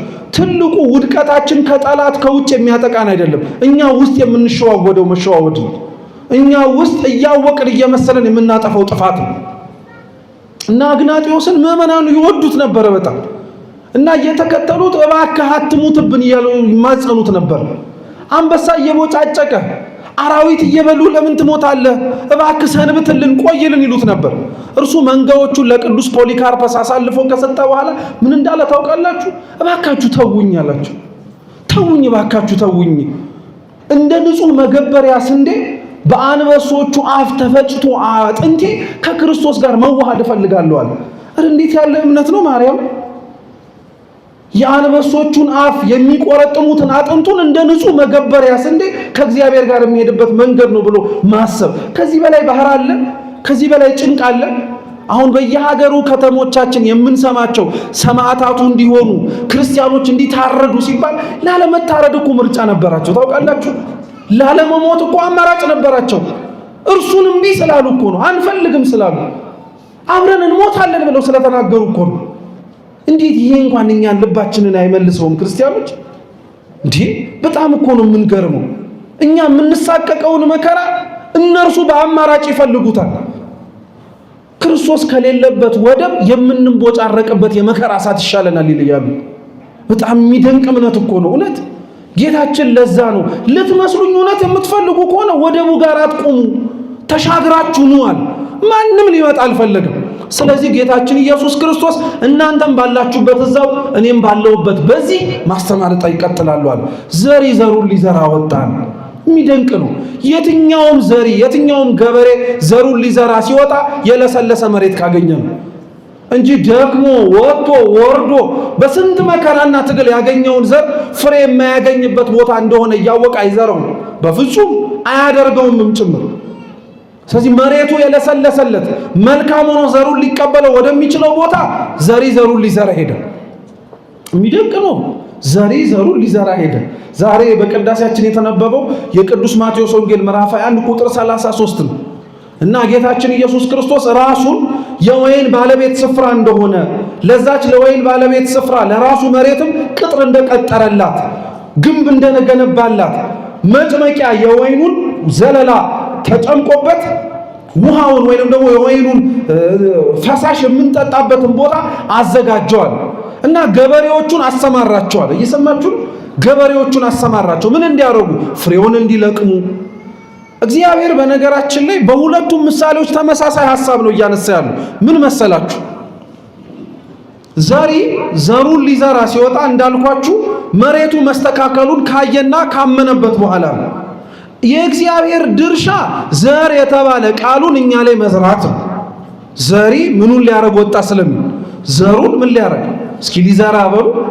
ሊኮተኩት አይልም፣ ሊያጭድ አይልም፣ ሊያርም አይልም። ማረም፣ መኮትኮት፣ ማጨድ መሬቱን ለሚዘራበት ዘር ምቹ አድርጎ መጠበቅ የማን ድርሻ ነው? የኛ። እስኪ የኛ በሉ። የኛ የራሳችን። አሁን ያለብን ስንፍናን ግን ተመልከቱት። እግዚአብሔር እንዲያስተምረንም እንፈልጋለን። ያለብንንም ችግር እንዲነቅለው እንፈልጋለን። ምንም እኛ ሳናርግ ኃጢአትን እንኳን እኮ ክርስቲያኖች ጠልተን እንኳን እኮ አስወግድልኝ ብሎ እንኳን መለመን እኮ አለበት አንድ ሰው ሳይጠላው እየፈለገው ማረጉን እያማረው በዛው ልክ ደግሞ እግዚአብሔር የመረጣቸውን ቅዱሳን መስሎ መኖርም እየፈለገ እየተመኘ አይሆንም። አንዱን መምረጥ አለበት። እግዚአብሔር ትግላችንን እግዚአብሔር ጥረታችንን ስለሚያይ ማለት ነው። ተመሳሳይ ነው። አሁንም ያልኳችሁ ወይኑም ስፍራ ከገበሬዎቹ የጠበቀው ፍሬውን ለቅማቸው አምጡልኝ ያለ። ቅጥር ስሩ አላላቸው፣ ግንብ አቁሙ አላላቸው፣ መጭመቂያ ስሩም አላላቸው። በፍጹም ይሄ ከናንተ አይጠበቅም፣ እሱን እኔ አሟላለሁ አላቸው። ከናንተ የምጠብቀው ጥቂቱን ነገር ነው አለ። እግዚአብሔር ሲጀመርም ሁሌም ድካማችንን ስለሚያውቀው ከኛ የሚጠብቀው ጥቂት ነገር ነው። ትንሽ ነገር ነው ካንተ የሚፈልገው ካንቺ።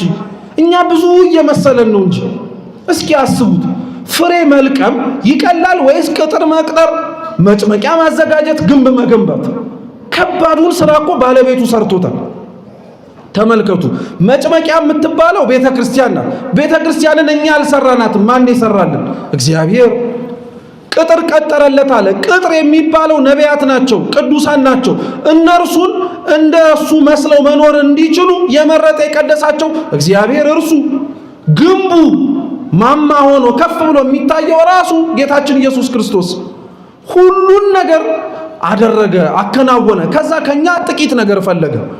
የዘርዘሪው ምሳሌ ተመሳሳይ ነው። እርሱ ሊዘራ ወጣ። ዘሩን እናንተ አምጡት አላለም። ቃሉን ከእናንተ ፈልጌ ላግኝ አላለም። መጀመሪያ እግዚአብሔር ሊዘራብን የፈለገው። የትኛውም እኮ ሰው ያልዘራውን አያጭድም ነው አይደለም የምንለው? እግዚአብሔርም እኮ ያልደከመበትን ነፍስ አምጣ ብሎ አያስጨንቅም እኮ።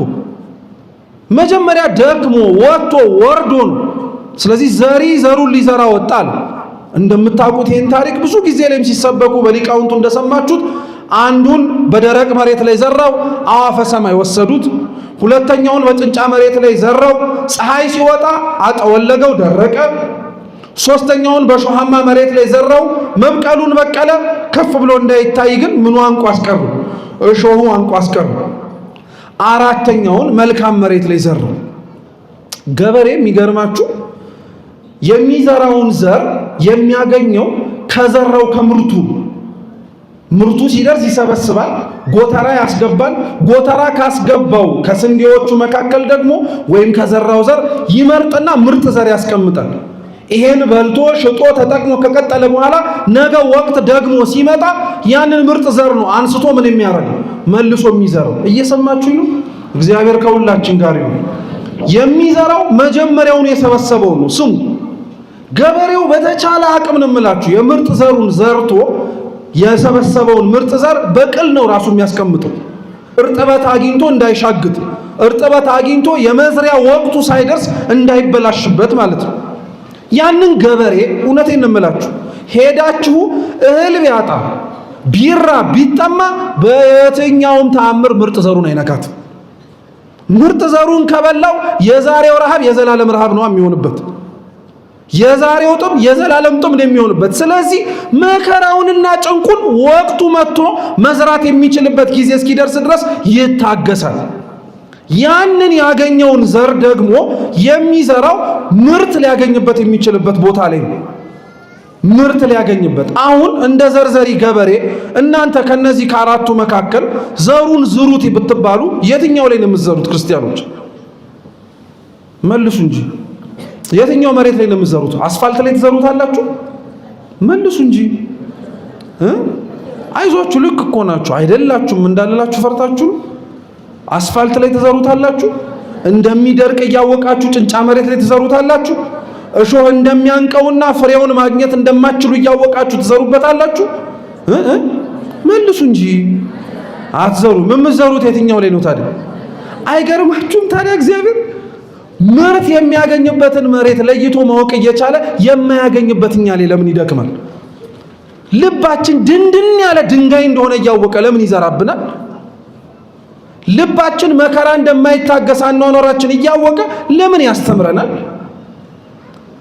ስጋዊ የሆነው ምኞት አንቆ እንደሚያስቀረን እያወቀ ለምን ይደክምብናል? እግዚአብሔር ምርጥ ዘር እኮ ነው ቃለ እግዚአብሔር፣ እንዲሁ ዝም ብሎ የማይበተን ነው።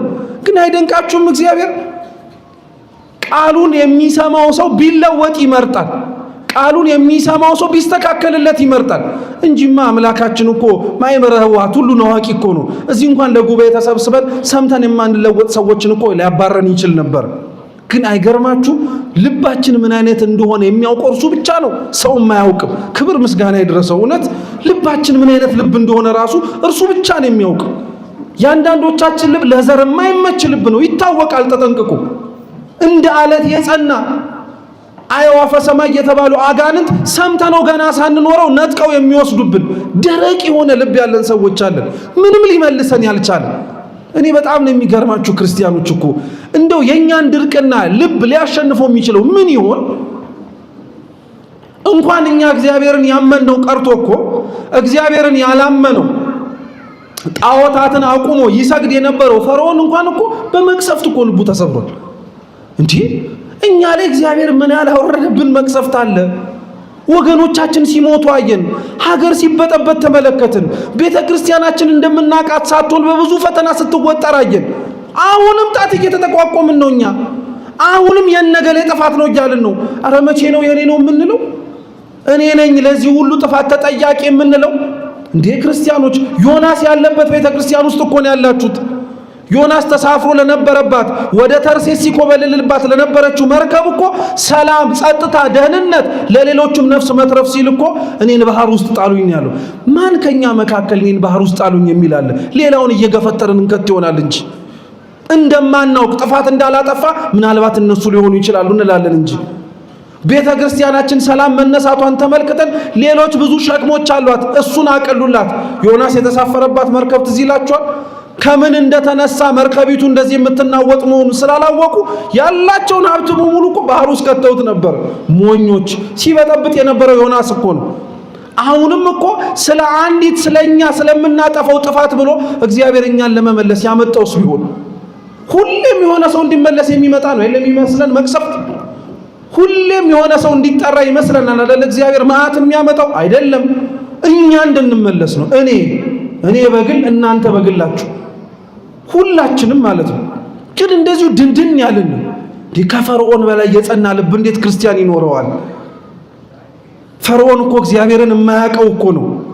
ስለሱ ሰምቶ የማያውቅ እኮ ነው። ሲነገረው አይ ብሎ ያንገሸገሸው እኮ ሰው እኮ ነው። ቃሉን እያጠፈ በተለያየ መቅሰፍት የተመታ ሰው እኮ ነው። ፈርዖን እንኳን እኮ ልጁን ሲያጣ ውጡልኝ ብሎ አንተ እጅ ላይ ያለውን ብዙ ነገር ስታጣ እንደው እግዚአብሔር በልጦብህ አረ ሌላው ነገር ውጣልኝ አትልም? እንዴት ያለ አስፋልት ልብ ቢኖረን ሁላችን። ተመልከቱት፣ አሁን ደረቁ መሬት ያው ነው፣ ጭንጫው መሬት መከራ የማያዘልቀን ክርስቲያኖች አሉ። በፍጹም ረማ የሆነው ከፍ ብለን እንዳንታይ ፍሬ አፍርተን እንኳን እንዳይለቀምብን ፀሐይ አክርሮ ሲመጣን የምንደርቅ ሰዎች አለ። ለምን ገበሬው እዚህ ላይ ይዘራል? ለምን እግዚአብሔር እንደዚህ አይነት ነፍሳት ላይ ይደክማል? አብዛኞቻችን እኮ እግዚአብሔር መኖሩን የተጠራጠርነው ሌላ ውጭ ያለ መናፍቅ መጥቶ የለም ብሎ አስክዶን አይደለም። እዛው ቤት ውስጥ ሆነን የሚመጣብንን መከራ መታገስ ስላልቻልን። ፀሐይ እኮ ለሚያውቀው ሰው በነገራችን ላይ ለእጽዋት ያስፈልጋል አያስፈልግም? ያስፈልጋል እኮ ግዴታ ነው። ያለ ፀሐይ የሚያድግ እጽዋት ላይኖር ይችላል። ፀሐዩ ለእጽዋቱ እድገት እንደሚያስፈልገው ሁሉ መከራም ለክርስቲያኖች ወደ እግዚአብሔር መቅረብ ግድ ነው፣ ያስፈልጋል። በቃ ወደድንም ጠላንም የምንሸከመው መከራ አቅምና መጠን ሊለያይ ይችላል እንጂ አይቀርልንም። ክርስቲያኖች እንደው ምን አለበት እባካችሁ የምንሸከመው መከራ ከብዶን ለምንድንስ ነው ሌላው ላይ የተሸከመውን መከራ የምናከብድበት? ዲኛ እኮ የተለየ ነው። እውነቴን እንመላችሁ የራሳችን ሸክም ከብዶን የራሳችን መከራ የምንወጣበት የምንገባበት አሳጥቶን የሌላ ሰው መከራ ላይ ተጨምረን ሌላ መስቀል እንሆንበታለን። ለእንደነዚህ አይነቶቹ ስለምንድን ነው እግዚአብሔር የሚደክመው? ለምን ይደክምብናል? ለእነዚህ አይነቶቹስ ተመልከቱት። እሾሁም ያው ነው። ስጋዊ ነገር ጥሎ ጠልፎ እንደሚጥለን ያውቃል እኮ። ትተናት የመጣ ነው ለተወሰነች ደቂቃ እዚህ ቤተክርስቲያን ውስጥ ተቀምጠን ስንወጣ ግን ብልጭልጭ ታዋ መልሶ እንደሚያንበረከከን የምናውቃትን ዓለም እንዳለች ተመልሰን ስንወጣ ቀጠሮ ይዘን እንደምንመጣ ስንወጣ ልንጠጣ የተቀጣጠርን ሰዎች አንጠፋም። ልንሰክር፣ ልንዘሙት፣ ክፋት ልንሰራ የሰማነውን ከመኖር ይልቅ ለመዘባበት የምንፋጠን ሰዎች እንዳለን ይታወቃል ተጠንቅቆ። እንዲህ አይነት እሾህ እንዳለብን እየታወቀ ለምን ይደክማል? ሲጀመር ክርስቲያኖች ይሄ ሶስተኛው መሬት በጣም የሚደንቅ መሬት ነው። ለምን መሰላችሁ? ከተዘራው ዘር ጋር እሾሁም እኩል አብሮ ካላደገ በቀር አንቆ ሊያስቀረው አይችልም። እየሰማችሁኝ? አንቆ ሊያስቀረው አይችልም። ጌታችን ለዛ ነው በሌላ ቦታ ላይ ሲያስተምር ራሱን አሁንም እንደ ዘርዘሪ መስሎ ሲያስተምር እርሱ እንደ ገበሬነቱ መሬቱ ለስልሶ ሲያገኘው ይዘራል። ከዛ ይልና ጠላት ግን ዘርቶ ከጨረሰ በኋላ ትክክለኛው ገበሬ በማታ መጥቶ ይዘራል። አንዳንዶቻችን ጠዋት እግዚአብሔር ይመለክበት ዘንድ የሰጠነውን የልባችንን እርሻ ማታ ክፉ እንዲዘራበት እንፈቅዳለን። ሲጨልም ፀሐይ ስትጠፋ አይደለም ሰው ሳያየን ሊመልሰን የሚችል ምንም አይነት ነገር እንደሌለ ተመልክተን። አሁን እኮ ሰው በነገራችን ላይ ከጨለማው ይልቅ ሰውን እንኳን የማይፈራበት ዘመን ላይ ደርሰናል። ድሮ ሰው ጨለማ ይፈራል፣ ሊያየው የማይችል ነገር እንዳለ ስላለ ስለሚደነግጥ። አሁን ጨለማውም ደፋር አድርጎናል። እንዲያውም ማንም ያየኝም እንላለን፣ ሰውንም ማፈር አቆምን። ቢያየኝስ እንላለን፣ መብት አይደል እንዴ እንላለን። ምን ችግር አለው? እርሱን አልነካሁትም። እና ደግሞ እንደዛ ስንል እኮ አንዳንዶቻችን ያምናል። አንዳንድ ሰው እውነቱን ነው እኔን አልነካኝ እንላለን። ነክቶሃል እንጂ ክርስቲያን ነክቶሃል። አንድ አካል ውስጥ ያለህ እኮ የቤተ ክርስቲያን እኮ ብልት እኮ ነው እርሱ ራሱ። እንዴት ነው አስቡት እስኪ። ጣትህ ታሞ እጅህ ሌላው አካል ደና ስለሆነ እኔን አልነካኝ ይላል እንዲህ አይነት አይልም። አይንህ የታመመውን ከማየት አይቦዝንም። አይምሮ እንደታመመ ለአንተ መልእክት ከመስጠት አይቆጠብም በፍጹም። አንዱ መታመሙን ሌላው አሳስቦት ይናገራል። ዛሬ አንዳችን መውደቅ ሌላችን ያሳስበናል እንዴ? ጎሽ እንኳን ደፋው እኮ ነው የምንለው እኛ። እንኳን ወጣ፣ ድሮም ደህና ሰው መስሎን ነበረ፣ እንኳን ሄደ አይደለም የምንለው። እንዲህ በጣም ነው የምንገርመው። ነፍስ ተርፎናል እንዴ? እውነቴን እኮ ነው የምላችሁ። የምናጠፋቸው ነፍሳቶች አሉ መልበለን ያስቀመጥናቸው ስለተረፈን እንዴ። ስንት ነፍስ እየጠፋ ባለበት ዓለም ላይ እየኖርን የገባውንም እናባራለን። ያለውን ሰው ከነድክመቱ ተስተካክሎ እንዲጸና ከማድረግ ይልቅ እኔ ምን አገባኝ እንላለን። እሾህ ማለት እኮ ይሄ ነው ክርስቲያኖች። ስጋዊ ምኞታችን ፍላጎታችን ብቻ አይደለም። እሾህ የሚባለው ስለ ሌላው ሰው የማናስበውም ነገር ነው፣ የማንጨነቀው። በፍጹም ለእንደነዚህ አይነቱም እግዚአብሔር ይደክማል፣ ይሰራል፣ ይለወጣሉ ብሎ ተስፋ በማድረግ መልካም መሬቱ እንኳን ለምን ዘራበት አይባልም፣ እንኳን ዘራበት ነው የሚባለው። እንዲህ አይነቱን መሬት እግዚአብሔር ሁላችንን ያርገን። የዘርቶብን የሚያመሰግነን ደስ አይልም? ዘርቶብን የሚያመሰግነን መሬት መሆን እንኳን አስተማርኳቸው የሚላቸው፣ እንኳን ነገርኳቸው የሚላቸው፣ እንኳን ቅዱስ ሥጋዬን ክቡር ደሜን አሳልፍ የሰጠዋቸው የሚላቸው ሰዎች መሆን አንፈልግም? ያ ያል እኮ እግዚአብሔር አሁንም ክርስቲያኖች ይሰማል እኮ ክርስቲያኖች አሁንም እግዚአብሔር ዝም ያለ እንዳይመስላችሁ። ትዕግስቱ እኮ ነው እንደዚህ የሚያደርገው እንጂ የቁጣውን በትር አንስቶ ጅራፉን እያጮኸ ሁላችንን ማጽዳት ከብዶት እኮ አይደለም። እውነቴን የምላችሁ በፍጹም አልከበደው። ለዛ ነው ጠርጡለስ የሚባል አንድ ሊቅ ይሄንኑ ዘር የሚባለውን ቃል በምን ይተረጉመዋል መሰላችሁ? ዘር የሚባለው የእግዚአብሔር ቃል ብቻ ሳይሆን ይላል፣ ዘር የሚባለው ተዘርቶ ሞቶ ፈርሶ በስብሶ የሚያፈራ የሰማዕታትም ደምም ጭምር ነው ይላል። እስኪ ዘር ማለት በሉ እንጂ የምኖች ደም ነው? እስኪ የሰማዕታት በሉ እንጂ ዘር ማለት የነማን ደም ነው? የሰማዕታት ደም ነው። የወደቀ ዘር አፈር ውስጥ በስብሶ ፈርሶ 30 60 100 ያማረ ሆኖ እንደሚወጣው ሁሉ ይህ ዘር ተብሎ አንድም የሚጠቀሰው ደግሞ ጠርጡለስ የሰማዕታት ደማቸው ነው ይላል። ተመልከቱ፣ በዚህ መነጽር አራቱንም መሬቶች ተመልከቷቸው። እግዚአብሔር ዘር የተባሉ ሰማዕታቱን መዝራት ያለበት የትኛው ቦታ ላይ ነው? እናንተ ቅድም ብላችኋል። እንግዲህ ዘር የሚዘራው ምን የሚገኝበት ቦታ ላይ ነው? ፍሬ የሚገኝበት ላይ ነው ብላችኋል። እግዚአብሔር ግን የሚደንቅ ነው። ምንም ደረቅ መሬት በሆነበት ቦታ ላይ ዘር ይዘራል። እነማን? ሰማዕታቱን። ሰሚ በሌለበት አድማጭ በሌለበት እነሱን ተመልክቶ ሊለወጡ የማይችሉ ሰዎች መካከል እንዲኖሩ የሚፈልጋቸው ቅዱሳን አሉ፣ ሰማዕታት አሉ፣ ምስክሮቹ እንዲሆኑለት። ሰማዕት ማለት በነገራችን ላይ ደሙን የሚያፈስ ብቻ ለማለት አይደለም። ሰማዕት ማለት ቀጥተኛ የቃሉ ትርጉም ምስክር ማለት ነው። እስኪ ምስክር በሉ። እግዚአብሔር ምስክሮች ይፈልጋል። የትኛው ቦታ ላይ? ደረቅ ማንም የሌለበት ልባቸው ያላመነ እግዚአብሔርን የማያውቁት እነሱ እነማን እንደሆኑ የማን ልጆችስ እንደሆኑ ጭምር የማያውቁበት ቦታ ላይ ይዘራቸዋል እግዚአብሔር። ለምን ይመስላችኋል? አንደኛ ለነሱም ክብር ነው። አስፋልት ላይ የተዘራ ዘር መብቀል ስለማልችል ሰው ከሚረግጠኝ ከሚጠቀጥቀኝ ብሎ አስፋልት ወደ መሆን ይለወጣል? መልሱ እንጂ ዘሩ ወደ አስፋልት ይለወጣል አይለወጥም? ደከማችሁ እንዴ? ኧረ ታዲያ ባካችሁ መልሱ። ዘሩ ወደ አስፋልት ይለወጣል ወይ? እሺ እንግዲያውስ ደግሞ ዘሩን አዋፈ ሰማይ አንስተውት ሲበሉ ታይቶ አይ እኔ አዋፈ ሰማይ ከሚረግጡኝ እንደነሱ ዘር መሆን መርጣለሁ ብሎ አስፋልቱስ ወደ ዘርነት ይለወጣል? ሁለቱም በማንነታቸው ነው ያሉት አይደል? ምን ማለት መሰላችሁ?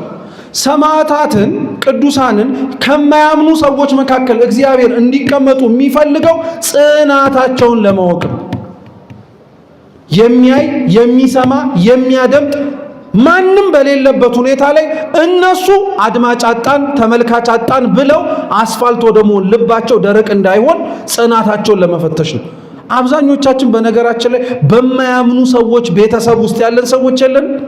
አንዱ ሌላ ሌላው ሌላ የሆነበት በማያምኑ ማህበረሰብ ውስጥ የምንኖራለን። በማያምኑ መስሪያ ቤቶች ውስጥ የምንሰራ ሰዎች አለን። ሁሌን የምናማርረው እንደው እግዚአብሔር ከዚህ ቦታ ነቅሎኝ እንላለን። ለምን? አንተን እዛ ያስቀመጠ ዘርነትን ጽናትን ሊያው ፈልጎስ ቢሆን ብዙዎች እኮ የአስፋልቱን ደረቅነት ተመልክተው አስፋልት ወደ መሆን የተለወጡ እኮ ዘሮች አሉ። በሰውኛው ሲመለከቱት የሚያያቸው የለም። ሲመለከቱት የሚመለከታቸውና ጥረታቸውንና ትግላቸውን ተመልክቶ ጎሽ በእጅ ያረጋችሁ በእናንተ ውስጥ እግዚአብሔርን አየነው ብሎ የሚመሰክር ማንም የለም። ሁሉም ልበ ደንዳና ነው።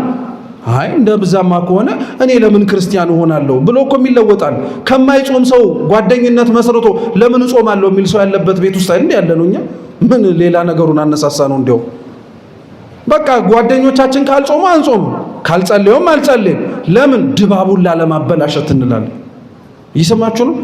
አንዳንዴ በጣም የሚጠጡ ጓደኞቻቸው ላይ የማይጠጡ ሰዎች ይመጡና ኧረ እንደው ምናምን ሲሉ አንተ መጠጣት ጀመርክ ምን ነው ምን ነው ምናምን ሲሉት አይ ድባቡን እንዳላበላሸው እኮ ነው የነሱን ሙድ እንዳላበላሸው። ኧረ ተበላሽቶ ውሎ ይደር። የነሱ ስሜታቸው ለምን አብሮን አልሆነም ብሎ ይብቀንቀን እግዚአብሔርን ከማሳዘን ይልቅ። እውነቴን ነው የምላችሁ ክርስቲያኖች፣ ለሰው በምናዝንበት ልክ እግዚአብሔር ለኛ ለነፍሳችን ካለው ፍቅር አንፃር ማዘን አለብን፣ መጸጸት አለብን፣ መቆርቆር መጠንቀቅ አለብን። ደረቅ መሬት ላይ የተዘሩት ማለት የማያምኑ ሰዎች መካከል ያሉ ናቸው። ስሙ፣ ጭንጫ መሬትስ ላይ የተዘሩት መከራ በስቶባቸው በሚደርቁ ሰዎች መካከል እግዚአብሔር የሚዘራቸው ዘሮች አሉ። አሁን እኛ ተመልከቱት እስቲ ምን መከራ ያን ያክል እንኳን ባይደርስብን ጥቂት የሚያየንና የሚያሞቀን ፀሐይ አብዛኞቻችንን አድርቆናል። በየህይወታችን እንደ አቅማችን እንኳን የመጣው ፈተናን እምላችሁ ግን እግዚአብሔር እኛ እግዚአብሔርን እንዲህ እንድንጠራጠረው አልያ ደግሞ አንዳንዶቻችንም እንድንክደው ካልሆነም ደግሞ አለ ወይስ የለም ብለን እንድንጠይቅ እንኳን በር በተከፈተበት እኛ መከራየን በምንልበት ዘመን ላይ የሚዘሩ ዘሮች አሉ። ሩቅ አትሂዱ። እግዚአብሔር ይመስገን በረከታቸው ለሁላችን እንደተደረሰን የአርሲ ክርስቲያኖች አሁን አያቸዋቸው እኮ አሁን እኛ መከራ ደረሰብን ነው ታዲያ የሚያስብለው? መከራ ደረሰብን እኛ? ኧረ እግዚአብሔር ቸር ነው።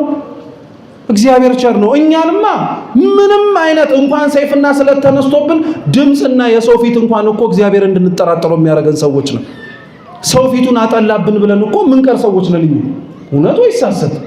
እውነት ፊቱን አጠቆረብኝ ብለን እየሄድን እሷ ተናገረችኝ ብለን እየሸሸን ባለንበት እነርሱ በፍጹም መከራ ሊያደርቃቸው በሚችሉ ክርስቲያኖች መካከል ሆነው እውነተኛ ዘር ሆነው ታይተዋል። ይሄን ብቻ አይደለም፣ እኒህ ሰማዕታት ሌላም ትምህርት አስተምረውናል። በቅርቡ ሶስተኛው መሬቶች ናቸው። እሾህ ይዋጋል። እሾህ በደንብ አድርጎ ከፍ ተብሎ እንዳይታይ አንቆ ያስቀራል። አንቆ ያስቀራቸው ብዙ ነገር ነበረ። ከፍ ብለው እንዳይታዩ ጩኸታቸው እንዳይሰማ በሰውኛው ያፈናቸው ነበረ። እውነት ነው፣ ሀቅ ነው። እነሱ ግን ከፍ ብለው ታዩ።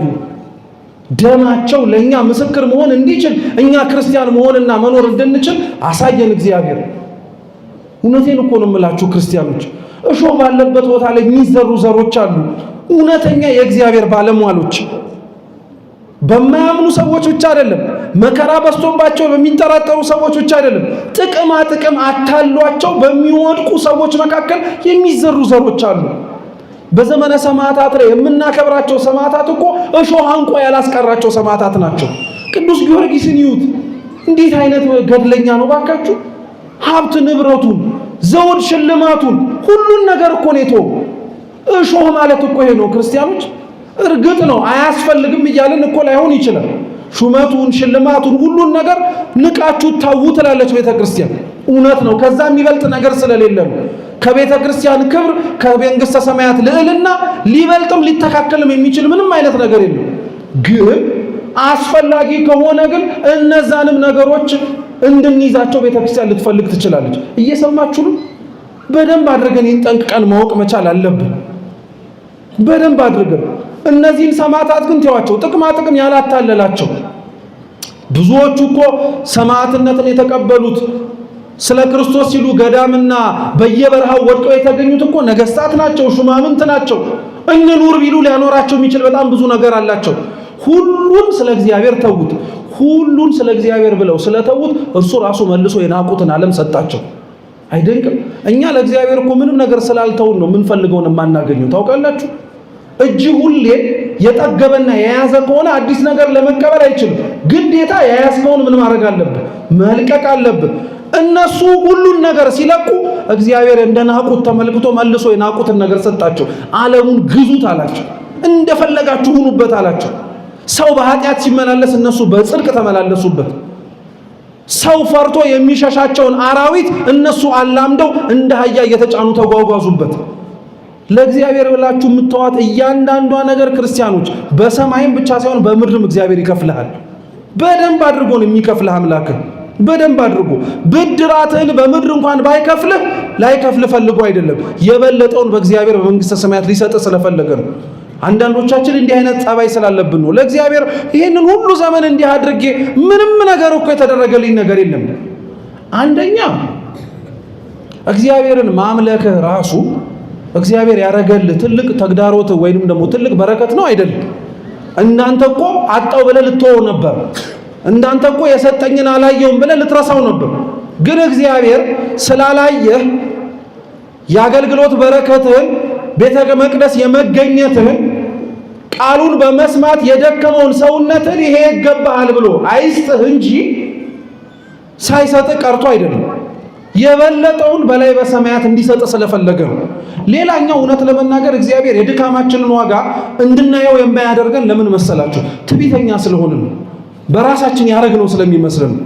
ዜና አበው ላይ አንድ ታሪክ አለ። አንድ መነኩሴ 40 ዓመት ሙሉ በጠባብ አለት ውስጥ ተቀምጦ ለሰርክ ብስት ብቻ ቅጠል እየበላ ይኖር ነበር። በጣም መራር ቅጠል 40 ዓመት እንደዛ ኖር።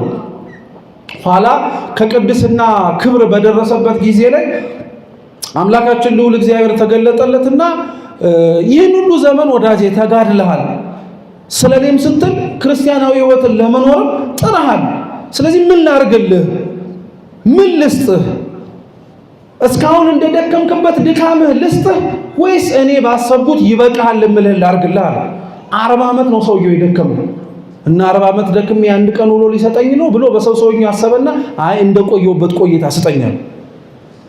ኋላ እግዚአብሔር እንግዲያውስ እንዳልካለውና ሰጠው።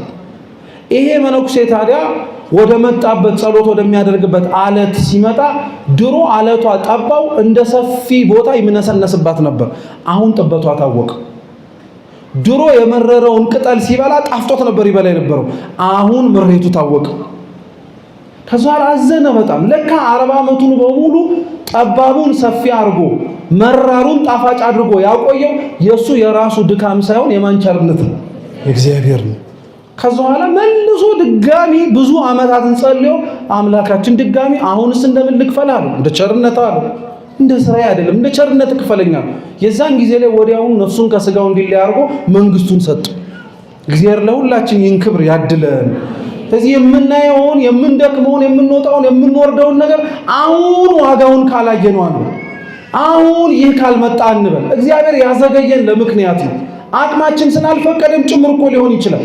የሞቱትን ሰማዕታት ስንመለከት አንዳንዶቻችን ስሜታዊ እንሆናለን። ወጣቶቹ በተለይ በሃይገር ምናምን ተጭነው ብለው ምናምን መሄድ ይፈልጋሉ። ተው፣ የቦታ ለውጥ ብቻ አይደለም እኮ አዲስ አበባና እዛ ያስደረገ እግዚአብሔር ስለሚያቀህም ጭምር ነው። እዚህ ዘመነ ደርቡሽ ላይ መምህራን ሲናገሩ አንድ ታሪክ ነበረ ይባላል። እየሰማችሁ እና አንድ ሰውዬ ሊቃውንተ ቤተክርስቲያን ከየቤተ ጉባኤው እየተሰደዱ ሲገደሉ ደቀ መዛሙርት ከነመምህራን ሲያርፉ እርሱ ተረፈ፣ ተኝቶ ነበር። ኋላ ሲነሳ ሲያይ ጉባኤ ቤቱ ደም በደም ሆኗል። መምህሩም ሰማዕት ሆኗል፣ ደቀ መዛሙርቱም በሙሉ ሰማዕታት ሆኗል። እንዴ ይሄማ ክብር አያመልጠኝም ብሎ ደርቡሽ ያለበትን ቦታ እያሳደደ ከሩቅ አገኛቸው። ጠብቁኝ ጠብቁኝ ጠብቁኝ አሉ። ዞረው አዩት።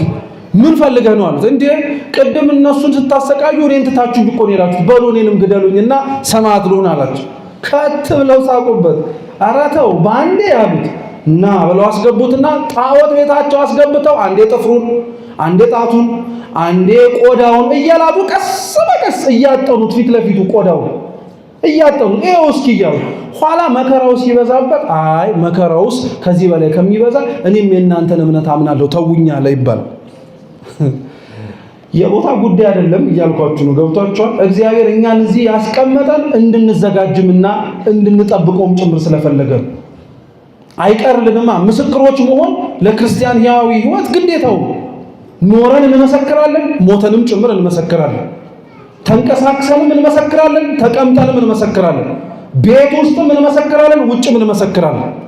በመጨረሻ እንድታውቁት የምፈልገው የመጨረሻው የዚህ ትምህርት ዓላማ እንዲሆንላችሁ ተመልከቱት። እግዚአብሔር በአራቱም በሚመችም በማይመችም ቦታዎች ላይ ያስቀመጣቸው ዘሮች የክርስቲያን የሰማዕታት ደም ናቸው ብያቸዋል።